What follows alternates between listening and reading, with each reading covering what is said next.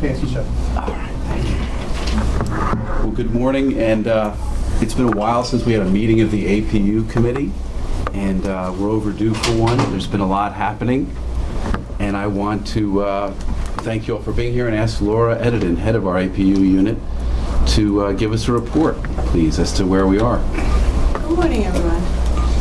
So I thought it might be helpful, since we haven't met in a while, to give an update on the status of the APU docket and tell you about some of the things we've been working on. So the APU is really now in full swing. As you're going to hear in the executive director report at the board meeting this morning, there are trials we've commenced but not completed, trials we've completed, trials we have calendared, charges that are filed we're awaiting our initial appearance. The stats you're going to hear at the public board meeting today are only through the end of February, but I have some stats that are updated through today. We've commenced but not completed trial on 5 cases and completed trials in 4 cases. We have 40 cases scheduled for trial between now and the end of June, and charges have been filed in another 80 cases. We've also negotiated pleas in 16 cases. Those include pleas in which the officer has pled guilty to the charges, and also so-called no contest or nolo contendere pleas. Or nolo contendere, C-O-N-T-E-N-D-E-R-E. In a so-called nolo plea, N-O-L-O, the respondent officer does not acknowledge guilt, but rather pleads no contest to the charges and accepts a negotiated penalty. Nolo pleas do appear on the respondent's disciplinary record and are a permanent part of their record.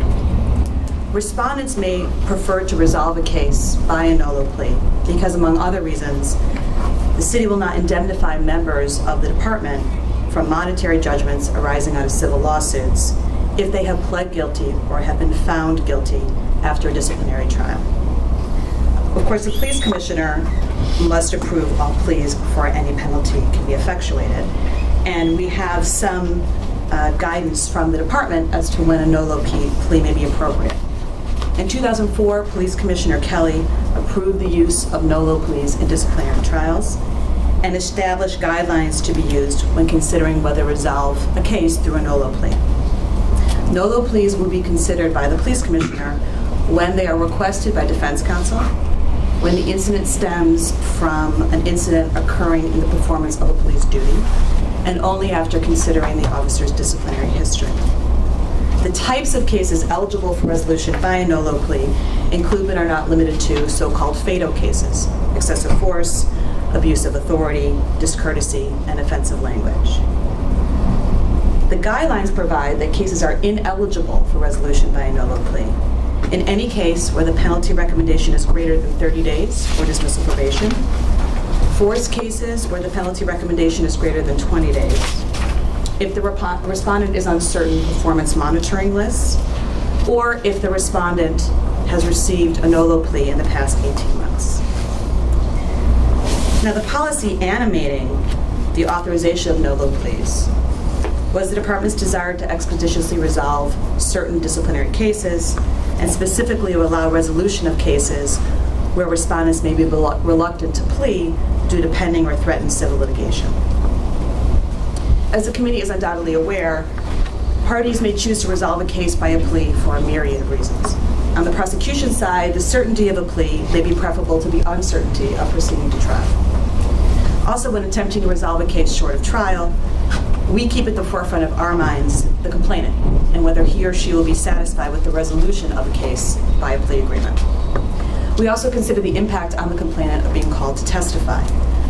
Just by way of example, during the pilot program phase of the APU, I prosecuted a case where the complainant was a young person whose mother was also a witness to the incident. It was a strong case, but my decision to negotiate a plea was motivated in large part by my desire to spare this young man and his family having to testify and subject themselves to the stress of cross-examination. They had already been through enough. In other cases, we may choose to resolve a case because of challenges faced by the evidence. For example, if a key witness is unavailable. We bring this to the attention of the committee so that you are aware of of how cases are being disposed of in the trial room, and also so that we are acting with your assent when making decisions about how to resolve cases. In other APU matters, I want to bring to your attention some innovative work we've been doing with regard to incarcerated complainants. In the past, the practice has mostly been, prior to the APU, that if a complainant was incarcerated, the case did not go forward unless the respondent was facing dismissal from the force. And there are several reasons why the department chose to proceed in that way. We felt it was important not to box out an entire class of complainants from having their cases heard in the trial room. And so we explored the possibility of taking video testimony, live video feed testimony from incarcerated complainants as part of trials in the trial room of 1PP.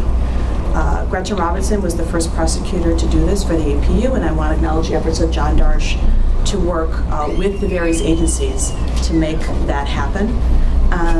In Ms. Robinson's case, her complainant was incarcerated by New York City at Rikers, and he testified and was subject to cross-examination on video. We have an upcoming case where we're working with New York State Department of Corrections. The complainant is currently incarcerated at 5 Points facility, and we will take his testimony by video as well. So, I think that is very much in the spirit of the APU, the idea that we are always keeping our eye on the complainant and making sure that they are heard and have an opportunity to tell their story in these cases. The other thing I want to bring to the attention of the committee is that the APU staff has been extremely active in outreach.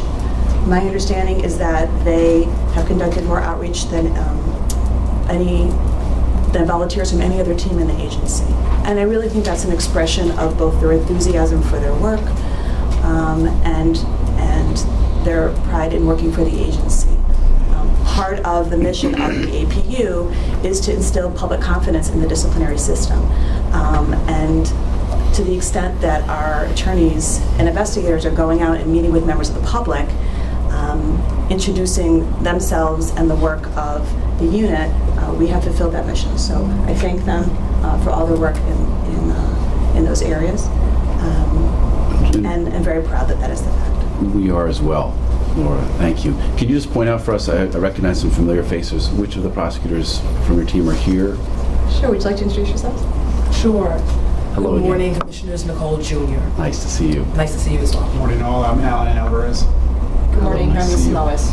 Good morning. I'm back here. Heather Cook. Good morning. Hello. And I also want to recognize that Investigator Angel Rendon is here, Hi. Hello, how are you? as well as Deputy Chief John Darsh. Nice to have you all here, and thank you for your great work. Thank you for that report, Laura. I have a quick, actually, for the record, I should note that this meeting, pursuant to the Open Public Meetings Law, is being recorded, audio and video, and of course we have a stenographer. With regard to the use of video, Laura, I'm just curious, and this may sound like a dumb question, but first of all, that's great. I'm glad you did that because we want to make sure everyone has their voice and their day in court. I'm curious, is there a way under some circumstances to actually deliver a complainant from jail to actually testify in person the way we would do in court with other cases? Yes, there is a way to produce incarcerated complainants. It imposes a burden on the department in terms of the staff required to do that.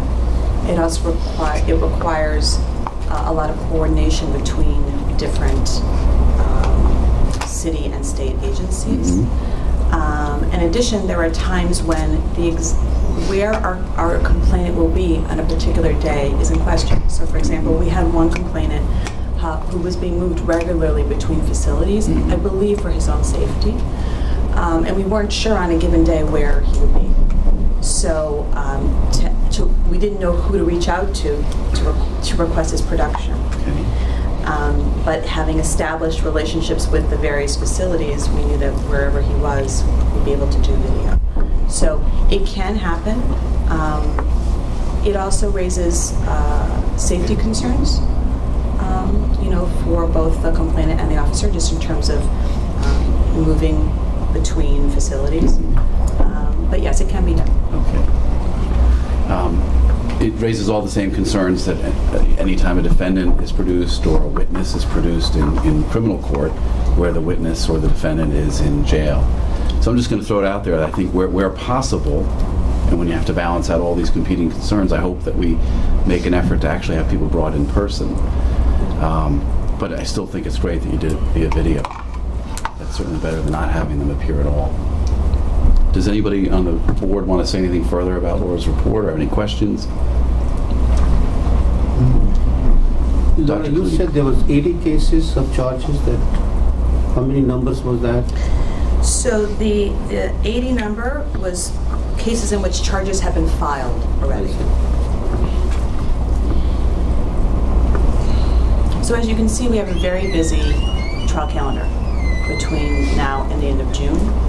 It's a high volume of cases, and it has definitely impacted the Office of the Deputy Commissioner of Trials at NYC. There were only 2 trial rooms at police headquarters, and twice a week they're used in the morning for all manner of court appearances. And there are only really a handful of judges who hear these cases.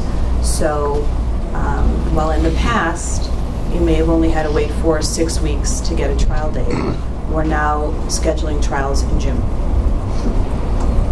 So there will be some time, longer period of time for 80 cases then? Yes, so that will lengthen, it has the potential to lengthen the time in which a case will be resolved. And it's certainly in everyone's interest to resolve cases as quickly as possible. It's certainly in the interest of the prosecution because memories are fresher the closer in time to the date of the incident. And from the respondent side, respondents are eager to have their cases resolved so that they can move on professionally, so they know how to act appropriately in the next situation, so they can be promoted if they are being considered for promotion and the like. Well, personally, I would just like to compliment you and the APU unit because you guys have not only an aggressive docket, but I mean, you are pursuing cases. And I think that in terms of bringing cases to close, the department and the agency will benefit from your efforts. So my compliments to you and your team. Thank you. Agreed. Absolutely. I think, Jules, you speak for all of us. Does anyone want to speak about the NOLO plea issue? Or so I don't even know if it's an issue. I think, Laura, it's helpful to us that you've advised us as to the Commissioner Kelly's criteria with regard to NOLO pleas. It sounds reasonable to me. It seems to me that as a prosecutor, it's helpful for you to have the discretion in some cases to agree to a NOLO plea because it allows a case to be resolved. It doesn't mean that the officer won't suffer penalties, but it does allow the officer to resolve the case and the complainant to have some closure as well. And under some circumstances, it may very well be appropriate, and I'm glad you have the discretion, and your team has the discretion to make those sorts of decisions. If at some point Commissioner Bratton revisits those criteria, or you feel we should revisit them, I know you'll feel comfortable bringing that back to us. Absolutely. And we'll hear what you have to say, but so far that sounds reasonable to me, and I don't hear anyone feeling differently, but if they do, let us know. And there's actually, under the NYPD rules, there's quite a bit of flexibility in how to resolve cases. They're all subject to the approval of the police commissioner, of course. But, we have been thinking very hard about the cases in which we negotiate a plea agreement. We look at them on their individual merits. We discuss them at great length. NOLO pleas, we have also been bringing to Executive Director Tracy Catapano-Fox for her to weigh in on those cases as well. So it's something that we put a great deal of thought into. There are so many factors that go into it, and each case is really different, but they're given very serious attention. And I'm sure you're also, we talk about all the advantages to a NOLO plea, but I'm sure you're also carefully considering that in some cases they're not appropriate. In some cases, the complainant, the victim, wants to know that the officer acknowledged what happened, explicitly and directly and specifically, and may not even care so much about 5 days lost of vacation or whatever the penalty may be. What may really matter to the complainant in some cases is that the officer in open court, under oath, said, yes, I did it. And so you're going to balance that out, I'm sure. I think it's a very powerful thing for complainants to be heard in the courtroom, and also, as you said, to feel that there has been some acceptance of responsibility. Right. You know, what we see consistently in these cases is that the interaction civilians have with the police officers has a very powerful impact on them, which they carry with them long after the incident has ended, and which sometimes has a ripple effect throughout other areas of their life. That was certainly true in the case I mentioned with the young person. It affected him very deeply. And so always at the forefront of our mind is, how would the complainant feel about resolving this case? And we ask them that. How would going forward with this case impact the complainant? Are we willing to take the risk of getting a not guilty at trial? And what would the impact be on the complainant in that instance? And of course, we prepare them for that. And that's something we talk about with complainants, that we can't control what happens after they've given their testimony. You know, that's in the hands of the judge and the police commissioner.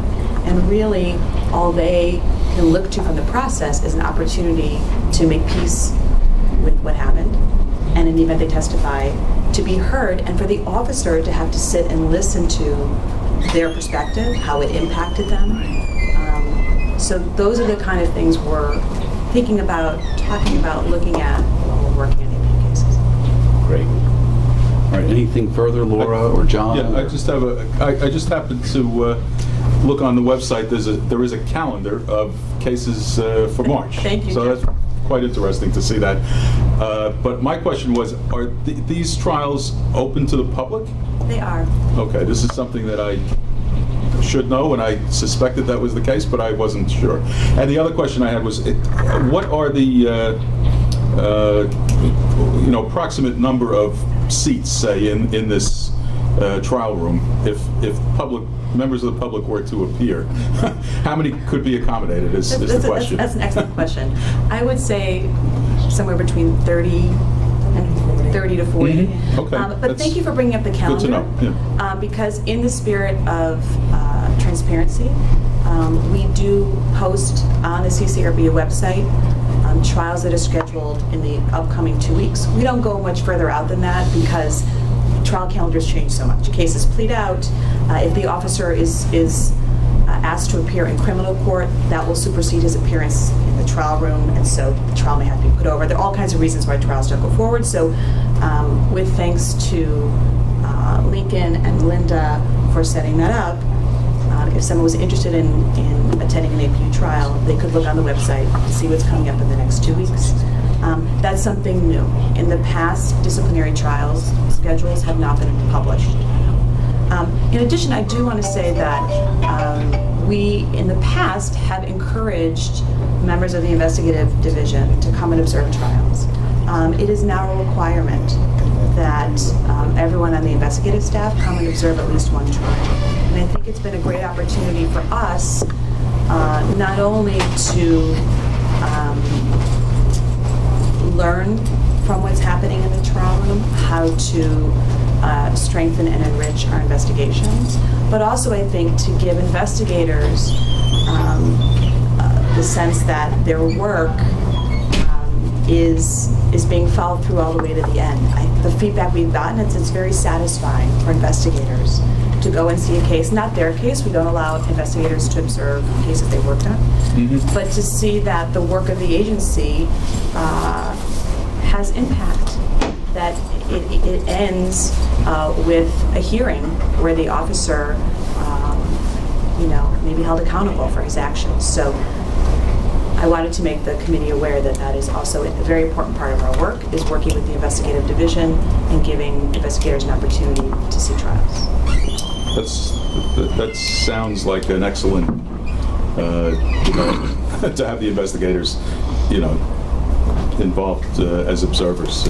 It certainly should make an impact, I would think. But that's and I want to thank quite good. And I want to thank Carl Mays Johnson, who made the recommendation based on the feedback she was getting from her volunteers. She's head of outreach, and her volunteers came to observe a trial, and the feedback she was getting was it was one of the most powerful experiences they had during the course of their internship. And when she brought it to Tracy, I want to acknowledge that Tracy took that up and said absolutely that should be a requirement. So thanks to both of them for supporting the work of the unit. Excellent. I want to leave time for public comment, but I do want to follow up on one thing. Laura, remind me, there are circumstances in which you end up going back, or your unit goes back to the panel, right? Yes. With regard, can you remind me, when do you do that? Certainly. If before the filing of charges, if we don't want to file charges where the board has recommended it, Okay, you we'll go back to the panel. okay. If charges have already been filed and we want to dismiss a charge and there will be no charges remaining against that officer, You go back to should the we panel. dismiss, we will go back to the Okay. panel. With regard to, and this is where I'm going with that, with regard to NOLO pleas, you mentioned that I think you go to the executive director for approval. We have been Okay.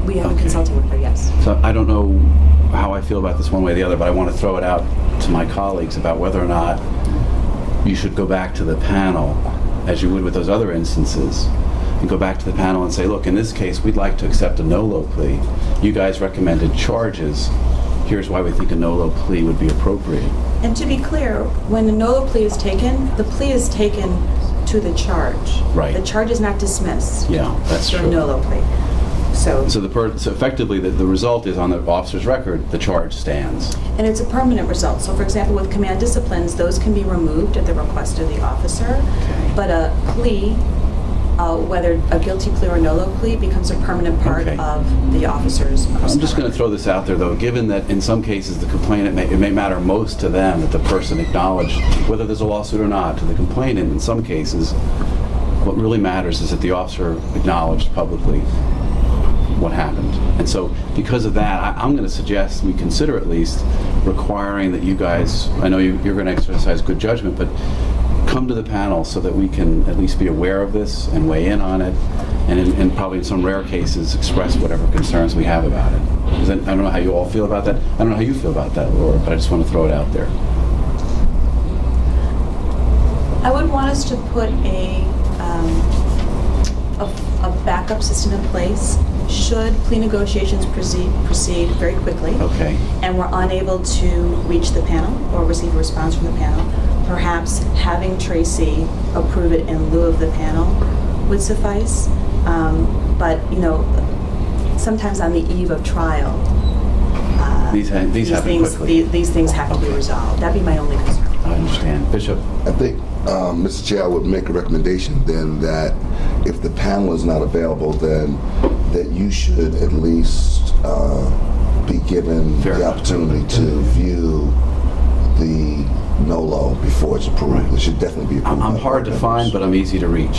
No, it should definitely be approved. So I mean, by you board can always members. get a hold of me, and maybe that would be the way to do it. If you, then you'd have the approval of both the ED and the head of the APU committee. And if either Tracy or I have concerns, we can always say, look, this is one where we really want to reach out to the panel and hear what they think. But on the other hand, more often than not, I imagine we'll make a quick decision, because I understand these decisions have to be made often in real time. Does that make sense to you? Would it be a two-step process? You'd want us to consult with the executive director first? No, why don't and we with just- her approval, go to the panel?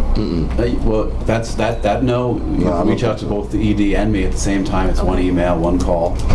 Tell us briefly why you think a NOLO is appropriate, and that way you have the benefit of the ED's perspective and input, as well as the blessing of the board through the APU head. I'm sorry. Sure, I Bishop. think that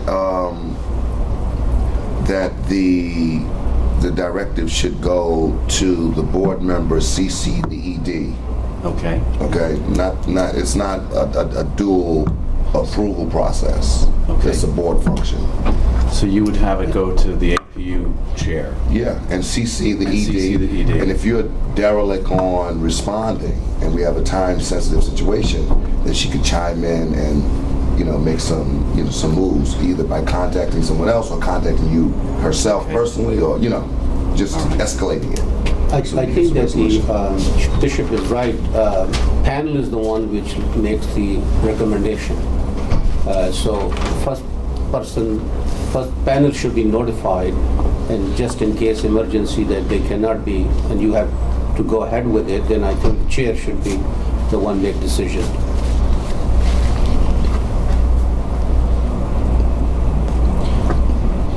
So it shouldn't be a two-step. It Well- should just be a one-step. Yeah. You know what, let's try to make it as simple as we can. Why don't we, I would suggest you send an email to Tracy and to the ED and myself, and me, and one of the first things I'll think about is, do we have time to take this to the panel? And if we do, I'm going to suggest we do that. But if it looks like we don't have much time, then we're going to exercise the best should be the judgment. one making the decision. Okay, it's fine with I mean, I me. think as long as the board is revisiting and looking at it again, or a member of the board, I think that makes it appropriate. But if a member of the board is not reviewing it, it's inappropriate. Okay. Can I just, for what it's worth, I think it might be a good idea to table this issue and perhaps discuss it at an operations committee meeting Okay. or a future APU meeting. But this seems like an important It is. issue, and I think it's important to keep it as uncomplicated as possible. I'm not saying that the board shouldn't have some input, but I think we should give it some further consideration before we actually make a decision on this. Fair point. Laura, roughly how many no-low pleas have we entered into so far? So of the 16 pleas that we've negotiated, 9 were guilty pleas to the charges and 7 have been no lows. Okay.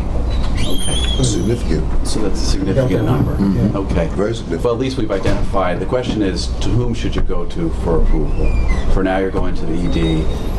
I think Commissioner Donlin makes a fair point. We don't want to rush the decision, especially since there are so many of them. Let's revisit it. But Well, at least we spotted. And the other thing is, in the meantime, you could, if it's a question of emailing email the executive director, obviously you can CC the Mr. Liston or the panel members. I mean, there can be some sort of an interim. At least for now, why don't I get in the loop? Why don't you put me in the loop and have me on the emails and see how that goes? And really, I think from perspective of the team, it's the mechanism is important, so that we're able to continue to be nimble Right. in resolving cases. And so, Commissioner Donlin, I appreciate the opportunity to think about it some more, to make Yeah. sure that we're setting up a mechanism that's workable. That's right. And that will, because the whole idea of the no-low is that it allows resolution. Right. So if Absolutely. we hang it up too much, Yeah, we don't want to. to, and if it isn't broke, let's not fix it, but let's at least identify this as something to Maybe consider. the whole board can vote on it as well. Maybe.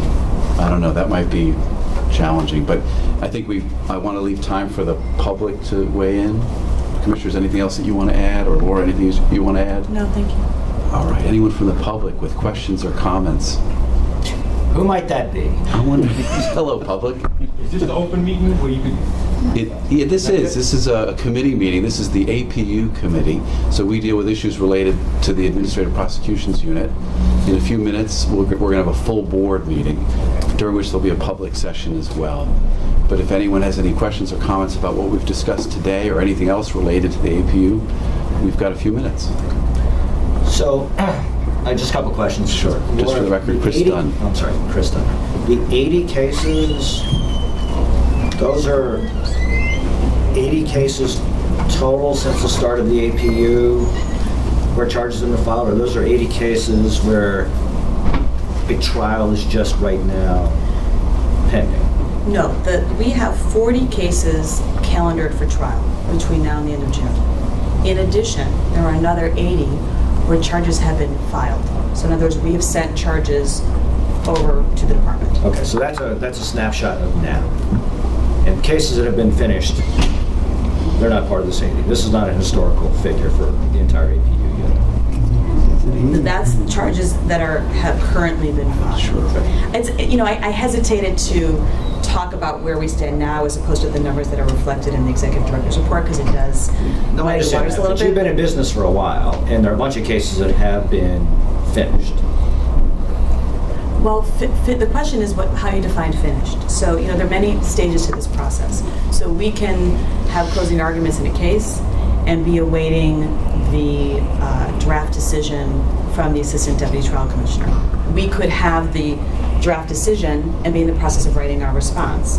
Our responses could begin and we could be waiting to find a word from the police commissioner. But we don't consider a case closed until the police commissioner has approved or disapproved the finding and penalty. Well, I understand that. The 80 does that reflect total cases the APU has handled No. since the beginning of? No. Okay, those are the things that Where are, charges have been filed. So we have cases where we haven't filed charges yet. That wouldn't be included in the 80.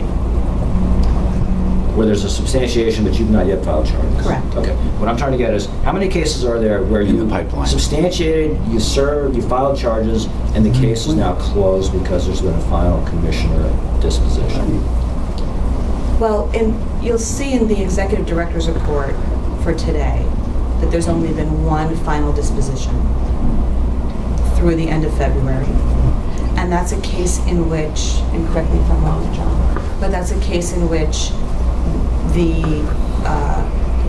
department had previously adjudicated the matter. So the APU actually we didn't take any action on that case because they had already been disciplined. Okay, so at least to now, there have not yet been any cases where it's a straight APU case that is completely done. Is that Where the correct? PC has signed off? Yes. And it has been finalized in the officer's police? Yes, In his done. personnel record, correct. Yeah, okay. To my knowledge, there, even, yes, to my knowledge, that's Okay. right. I'm not, it's not a criticism, I'm just, okay. On the NOLAs, you mentioned the guidelines the department has. Those are written guidelines? They are contained. Yes. Okay. Are those guidelines that the agency has, the CCRB? Yes. Okay.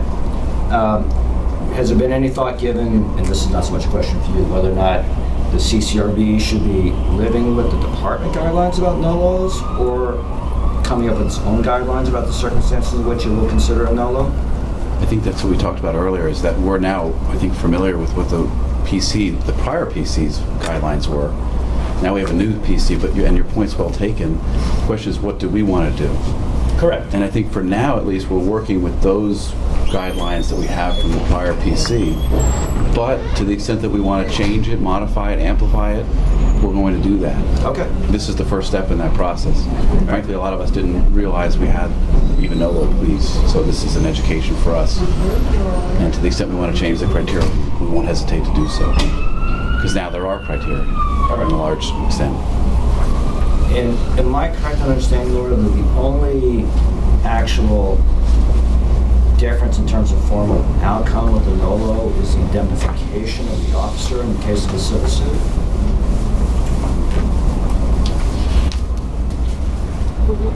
How can you define outcome when you say the only? Well, I'm just saying, you said the only difference is, or the significance of the NOLO plea. To the is that- respondent.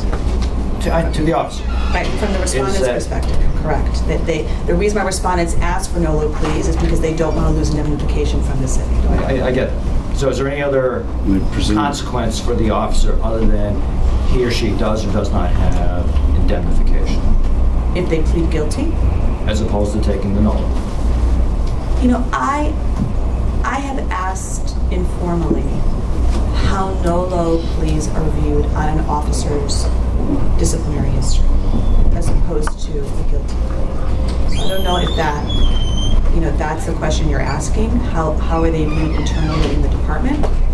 Well, what I'm getting at The question is- is, other than the impact in terms of civil litigation, are we aware of any other advantages to the officer of a NOLO plea, right, Chris? Correct, because presumably how you think about whether or not to tender a NOLA plea or not depends upon what the consequences are. If the consequences are something abstract that actually never doesn't make a difference for anybody, then who cares? If the consequences are indemnification plus there are no emotional obstacles, plus it comes off the CPI, I'm not suggesting any of this is the case, then you would think about the criteria for NOLA pleas differently. So it seems like you need to know Yeah, exactly I think you're right. what In the other words, consequences are of a NOLA plea as opposed to a straight plea. My understanding is the only express impact is with regard to indemnification.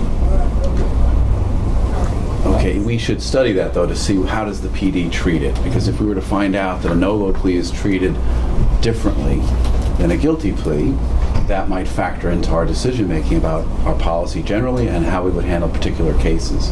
Yes, and we've had informal conversations about that, but I think Let's have- asking for an opinion from Yeah, the department. let's do that.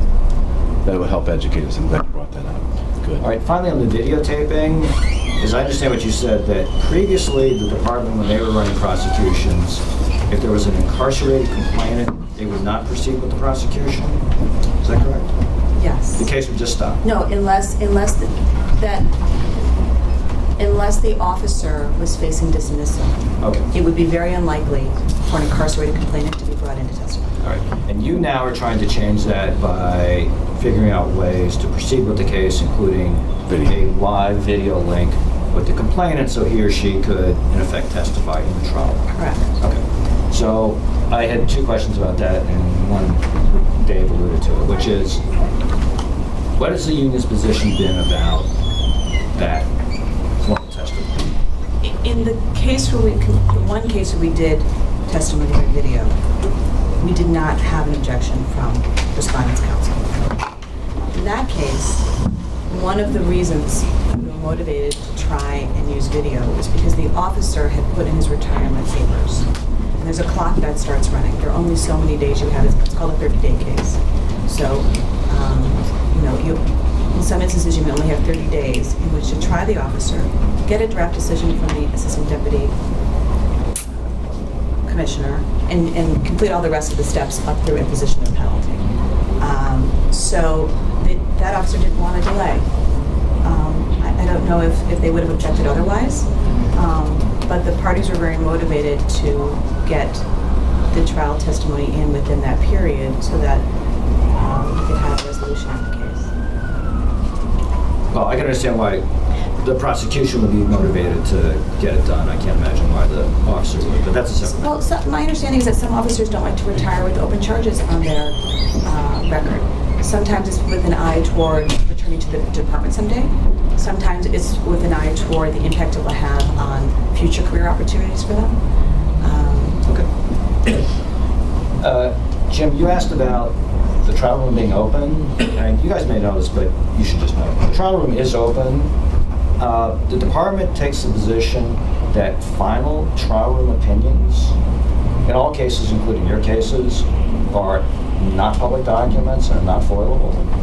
And so we actually are in litigation with them right now to force them to produce the decisions coming out of the trial room that the commissioner ultimately approves about your subbed cases.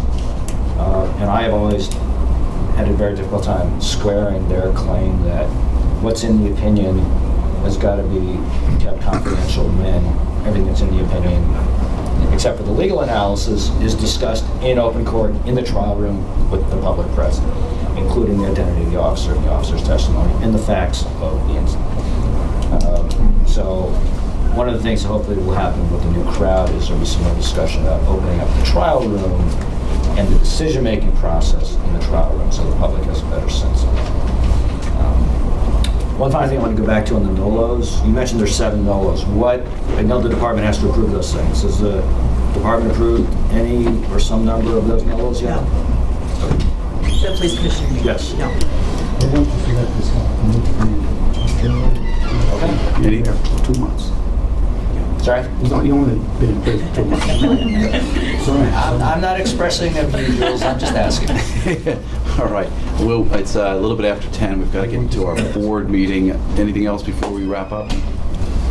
Is there a motion to? Sorry? I have a question. Yes. What are you doing about the identification?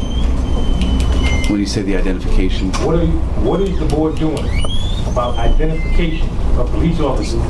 From 2 years ago, I came here 2 years ago. yeah, listen, I'm sorry to interrupt you, but we're going to have the board meeting any minute now, Yeah. and I think that's probably the forum in which you're going to want to raise this question. I know we've Okay. talked about it before with the Okay. board, and if you want to raise it again, that would be the Okay. place to do it, I think. Thank you. No problem. Thank you for being here. All right, anything else? Otherwise, let's adjourn. Thank you, everyone. And thank you, Lauren, John, and all of your team.